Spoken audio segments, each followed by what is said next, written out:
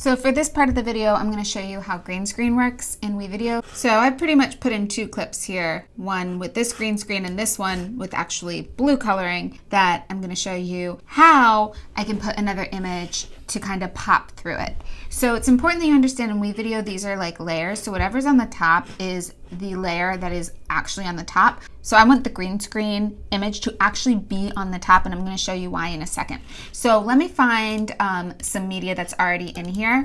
So let me first just get a heart. Okay, that one's great. So I'm going to pull that on my second layer. So right now you can see, well, all I can see is the thing that's on the top layer, obviously. But if I double click on the thing with the green screen, and then I click on this icon right here, all right, that's where color keying is, and then I click on the eyedropper, and then I say, okay, wherever it's green, this color green, I want that to be see-through. You see how that just popped through? Done editing.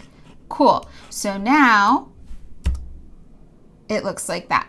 Now obviously that heart is a little bit too big to fit in the box that I have. So I can resize that by double clicking now on the heart and then going over here to scale and make it a little bit smaller, and then I can actually move it around also. Done editing. Now let's look at that. Boom. Looks a lot better. The only problem is that this clip goes on a little bit too long. So I can just shorten this. So just go ahead, grab the end and shorten it so that they match up. Perfect. So now I'm going to go over here to my next clip and let's just put in like an arm. How about arm bones? All right. Good enough for what I want to do. Obviously this isn't nearly long enough for my clip, so I could play with the speed of this by double clicking and going over to the speed. I could change it to rotate a little slower. I want to keep the rotation as it is and just plop it in a lot of times so I can copy and then go over to the end and paste. Oops, I made it too close. So you need to make sure you get to the very end of your clip and paste it, paste it. All right, so now we have a couple of those in, so it kind of lines up nicely. Now let's play. Obviously this is on top because so far I haven't said that I want to go ahead here in the color keying. Eyedropper, this blue this time is what I want it to be see-through. So the hand is too large. I'm going to double click on the hand. I'm going to scale it down a little bit. Done editing. Let's see what it looks like.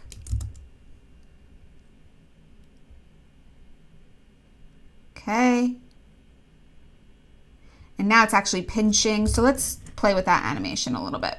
So if I double click on this, I can click right here and do an animation. So say the start is like this, and then the end, I actually want it to zoom in, and I can zoom and pan, kind of move it to just the hand like that.